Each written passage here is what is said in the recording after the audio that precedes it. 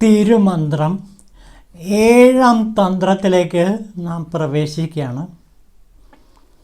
7ാം തന്ത്രത്തിലേക്ക് പ്രവേശിക്കുന്നതിന് മുമ്പ് ചില കാര്യങ്ങൾ ആമുഖമായിട്ട് അല്പം പറയേണ്ടിയിരിക്കുന്നു. ഈ 7ാം തന്ത്രം വളരെ പ്രധാനപ്പെട്ട ഒരു ആഗമത്തിൻ്റെ സാരസംഗ്രഹമാണ്.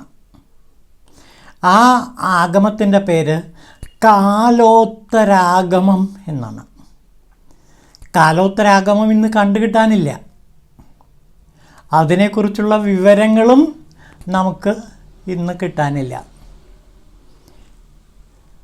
ആകെ കിട്ടാനുള്ളത് തിരുമന്ത്രവും പിന്നെ അതിൽ നിന്ന് രൂപപ്പെട്ട ചില തന്ത്രശാസ്ത്ര ഗ്രന്ഥങ്ങളുമാണ്. രുദ്രയാമളം പോലെയുള്ള, ശാരദാതിലകം പോലെയുള്ള ചില തന്ത്രശാസ്ത്ര ഗ്രന്ഥങ്ങൾ മാത്രമേ കാലോത്തരാഗമവുമായി ബന്ധപ്പെട്ട് നമുക്ക് കിട്ടാനുള്ളൂ. ഈ കാലോത്തരാഗമത്തിൽ പ്രധാനമായിട്ടും അണ്ഡസ്വരൂപത്തെക്കുറിച്ചും പിണ്ഡസ്വരൂപത്തെക്കുറിച്ചും എല്ലാം പറയുന്നുണ്ട്. പിന്നെ അതിനേക്കാൾ പ്രധാനപ്പെട്ടത് ശിവപൂജയെക്കുറിച്ച് പറയുന്നു എന്നുള്ളതാണ്. ആന്തരികവും ബാഹ്യവുമായ ശിവപൂജയെ പറ്റി പറയുന്നുണ്ട്. പിന്നെ ഗുരുപൂജ, മഹേശ്വര പൂജ, പിന്നെ മുദ്രകളെക്കുറിച്ചിട്ട്, വളരെ പ്രധാനപ്പെട്ട ചില മുദ്രകളെക്കുറിച്ചിട്ട് ഇതിനകത്ത് പറയുന്നുണ്ട്. പിന്നെ ആദിത്യ നിലയെക്കുറിച്ചിട്ട്, പിന്നെ അതേപോലെ തന്നെ സദ്ഗുരുവിനെ കുറിച്ചിട്ട് എല്ലാം ഈ ലോകോത്തരാഗമത്തിൽ പറയുന്നു. അതിൻ്റെ ഒരു സാരസംഗ്രഹം തിരുമന്ത്രത്തിലെ 7ാം തന്ത്രത്തിൽ നമുക്ക് കാണാം. ഏതാണ്ട് 25 കാണ്ഡങ്ങളിലായിട്ട് തിരുമൂലദേവൻ ഈ കാര്യങ്ങളെല്ലാം വിശദമാക്കുന്നുണ്ട്. പിന്നെ ഈ ഷഡാധാരങ്ങളെക്കുറിച്ചും അതേപോലെയുള്ള താന്ത്രിക രംഗങ്ങളെക്കുറിച്ചിട്ടും രുദ്രയാമളം തുടങ്ങിയ ചില കൃതികളിൽ ഇതിനെക്കുറിച്ച് വിശദീകരിക്കുന്നുണ്ട്. അപ്പോൾ കാലോത്തരാഗമത്തിൻ്റെ ഒരു പിന്തുടർച്ച എന്ന നിലയിൽ നമ്മുടെ തന്ത്രശാസ്ത്ര ഗ്രന്ഥങ്ങൾ ഒരുപാട് ലോകോത്തരാഗമത്തിൻ്റെ കണ്ടൻറ്റിനെ വികസിപ്പിച്ചെടുത്തിട്ടുണ്ട്. അതിലെ പൂജാവിധികളെക്കുറിച്ചും താന്ത്രിക വിധികളെക്കുറിച്ചിട്ടൊക്കെ ഒരുപാട് വികസനങ്ങൾ ഉണ്ടായിട്ടുണ്ട്. ഇതൊക്കെ ആത്മീയ ശാസ്ത്രത്തിലെ വളരെ പ്രധാനപ്പെട്ട ചില നാഴികക്കല്ലുകളാണ്. അപ്പോൾ തന്ത്രശാസ്ത്ര ഗ്രന്ഥങ്ങളിൽ പറഞ്ഞിരിക്കുന്ന ഒട്ടനവധി കാര്യങ്ങൾ ഈ ആഗമങ്ങളിൽ നിന്ന് ഡെവലപ്പ് ചെയ്തതാണ്. അപ്പോൾ ആഗമങ്ങൾ പക്ഷേ നിർഭാഗ്യമെന്ന് പറയട്ടെ, ഇന്ന് വേണ്ടത്ര നമുക്ക് മനസ്സിലാക്കാനോ അല്ലെങ്കിൽ കണ്ടെത്താനോ പറ്റുന്നില്ല. പലതും തമിഴ് ഭാഷയിൽ എഴുതിയതുണ്ട്, പിന്നെ സംസ്കൃത ഭാഷയിൽ എഴുതിയതുമുണ്ട്. ആ കൃതികളൊന്നും തന്നെ ഇപ്പോൾ നിലവിലില്ല. അതുകൊണ്ട് ആഗമങ്ങളെക്കുറിച്ചുള്ള പഠനത്തിന് കാര്യമായ ഉപാദാനങ്ങൾ ഇന്ന് നമുക്ക് കിട്ടാനില്ല എന്നുള്ളതാണ് ദയനീയാവസ്ഥ. കിട്ടാനുള്ളത് തിരുമന്ത്രമാണ്.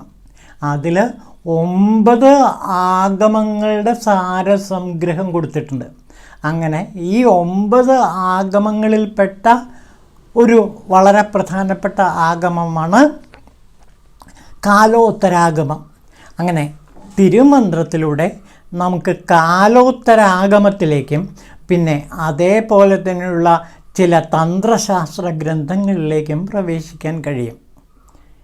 ഇതിനെക്കുറിച്ചൊക്കെയുള്ള ഡീപ്പായ പഠനങ്ങൾ നിർഭാഗ്യമെന്ന് പറയട്ടെ മലയാളത്തിൽ ഉണ്ടായിട്ടില്ല. മലയാളത്തിലെന്നല്ല, തമിഴ് ഭാഷയിലും കാര്യമായ പഠനങ്ങളൊന്നും ഉണ്ടായിട്ടില്ല. എങ്കിലും തിരുമന്ത്രത്തെക്കുറിച്ചുള്ള ഒരുപാട് പഠനങ്ങൾ തമിഴ് ഭാഷയിലുണ്ടായിട്ടുണ്ട്. തമിഴ് ഭാഷയിൽ മാത്രമല്ല, ഇപ്പോൾ വിദേശങ്ങളിൽ ഇതിനെക്കുറിച്ച് ഒരുപാട് പഠനങ്ങൾ നടക്കുന്നുണ്ട്. അതിന് അവരെ സഹായിച്ചത് ഡോക്ടർ ബി നടരാജൻ്റെ ഇംഗ്ലീഷ് തർജിമയാണ്. അവർ ഇത് വായിച്ചിട്ട് കാശ്മീരത്തിലേക്ക് വരികയും കാശ്മീര ശൈവിസത്തെക്കുറിച്ച് കൂടുതൽ പഠിക്കുകയൊക്കെ ചെയ്ത ഒരുപാട് ആധുനിക ആത്മീയ ആചാര്യന്മാർ വിദേശത്ത് ഉണ്ട്. അവരുടെ ലേഖനങ്ങളും മറ്റും പുസ്തക രൂപത്തിൽ പബ്ലിഷ് ചെയ്തത് നമുക്കിന്ന് കിട്ടാനുണ്ട്. അതിലൂടെയൊക്കെയാണ് നമ്മൾ ഈ തന്ത്രശാസ്ത്രത്തിൻ്റെ നിഗൂഢതകളിലേക്കും അതേപോലെ തന്നെ തിരുമന്ത്രത്തിൻ്റെ ഉള്ളറകളിലേക്കുമെല്ലാം ഇറങ്ങിച്ചെല്ലുന്നത്. നമുക്ക് ആദ്യം തിരുമന്ത്രത്തിലെ 7-ാം തന്ത്രത്തിലെ ഷഡാധാരങ്ങളെപ്പറ്റി പറയുന്നത് നോക്കാം. 6 ആധാരങ്ങൾ നമുക്ക് പരിചിതമായിട്ടുള്ള കാര്യമാണ്. നമ്മുടെ എഴുത്തച്ഛൻ തന്നെ പണ്ട് പാടിയുണ്ട്, പടിയാറും കടന്നവിടെ ചെല്ലുമ്പോൾ ശിവനെ കാണാം എന്ന് നമ്മുടെ കവി പാടിയിട്ടുണ്ട്. 6 പടികൾ കടന്ന് ചെല്ലുമ്പോൾ സഹസ്രാരത്തിൽ ശിവനെ ദർശിക്കാൻ കഴിയുമെന്നാണ് എഴുത്തച്ഛനെ പോലുള്ള കവികൾ പാടിയത്. അപ്പോൾ ഈ 6 പടികൾ ഏതൊക്കെയാണെന്ന് ശരിക്കും വിശദീകരിക്കുന്ന ആദ്യത്തെ ഗ്രന്ഥം തിരുമന്ത്രമാണ്. തിരുമന്ത്രത്തിൽ ഇതിനെക്കുറിച്ച് വിവരങ്ങൾ നമുക്ക് തരുന്നുണ്ട്. പിന്നീട് ഇത് വളരെയേറെ ഡെവലപ്പ് ചെയ്ത് ഈ ആധാരചക്രങ്ങളെ എങ്ങനെ ആക്ടിവേറ്റ് ചെയ്യാമെന്ന് തന്ത്രശാസ്ത്ര ഗ്രന്ഥങ്ങളിലും മറ്റും വളരെ വിശദമായ പഠനങ്ങൾ നടത്തുന്നുണ്ട്. അങ്ങനെ ഉള്ള പഠനങ്ങളെ ഉപയോഗിച്ച് ആധുനിക ആത്മീയാചാര്യന്മാർ ഈ ആധാരചക്രങ്ങളെ ഭേദിച്ച് ശിവദർശനത്തിന് സഹായിക്കുന്ന പല സംവിധാനങ്ങളും ആത്മീയ സംവിധാനങ്ങളൊക്കെ രൂപപ്പെടുത്തുന്നുണ്ട്. ഇതിലെ ശാസ്ത്രീയത എത്രയുണ്ടെന്ന് നമുക്കറിയില്ല. ഏതായാലും നമുക്ക് തിരുമന്ത്രമാണ് ഫോളോ ചെയ്യാവുന്ന ഏറ്റവും പ്രധാനപ്പെട്ട കൃതി. നമുക്കതിലേക്ക് കിടക്കാം. അത് തിരുവല്ലം മലയാളത്തിലേക്ക് തർജ്ജമ ചെയ്ത ഭാഗങ്ങൾ ഞാൻ വായിക്കാം.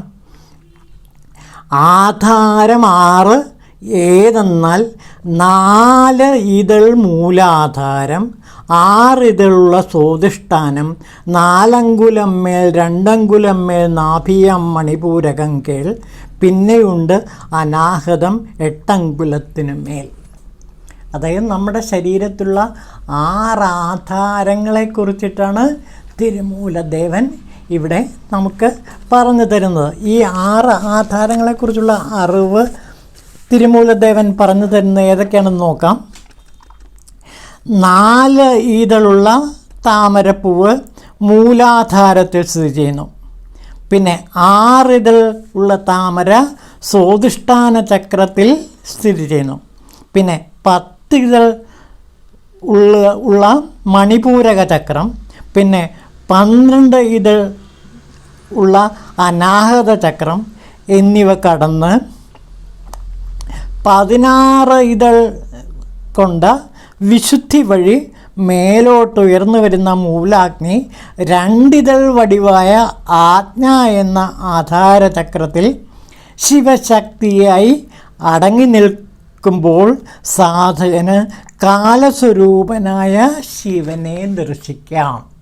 ഇതാണ് തിരുമൂലദേവൻ ഇവിടെ പറയുന്നത്. അപ്പോൾ ഇതിലേറ്റവും പ്രധാനപ്പെട്ട 6 ചക്രങ്ങളാണ്. അതിൽ ഒന്നാമത്തേത് മൂലാധാരം എന്ന് പറയുന്നതാണ്.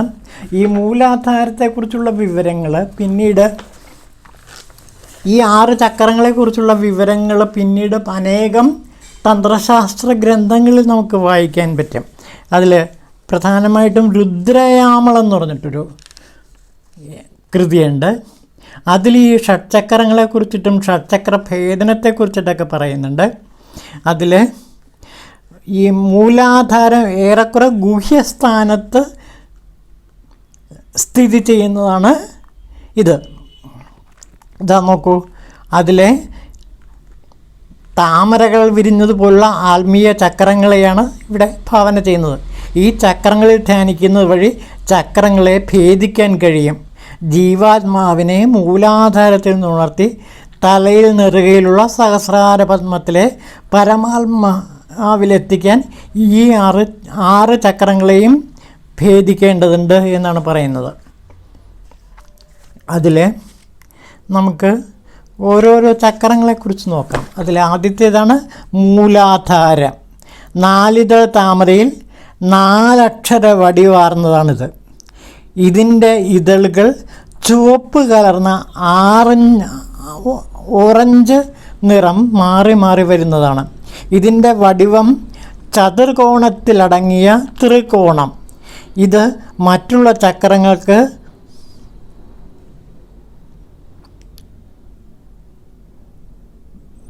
ചക്രങ്ങളുമായി ബന്ധപ്പെട്ടിരിക്കുന്നു. ഇതിൻ്റെ മൂലചക്രമാണിത്. ഇതിനെ മൂലാധാര ചക്രം എന്ന് പറയുന്നു. കുണ്ടലിനിയുടെ ഉത്ഭവം മൂലാധാര ചക്രത്തിൽ നിന്നാണ്. ഇതിൻ്റെ ആസ്ഥാനം ഗുദദ്വാരത്തിനും ലിംഗത്തിനും മധ്യയാണ്. അപ്പോൾ മൂലാധാരം എന്ന് പറയുന്നത് ഗുദദ്വാരത്തിനും ലിംഗത്തിനും ഇടയിലുള്ള സ്ഥാനമാണ് മൂലാധാരം. ഇനി അടുത്ത രണ്ടാമത്തെ സ്വാധിഷ്ഠാനമാണ്.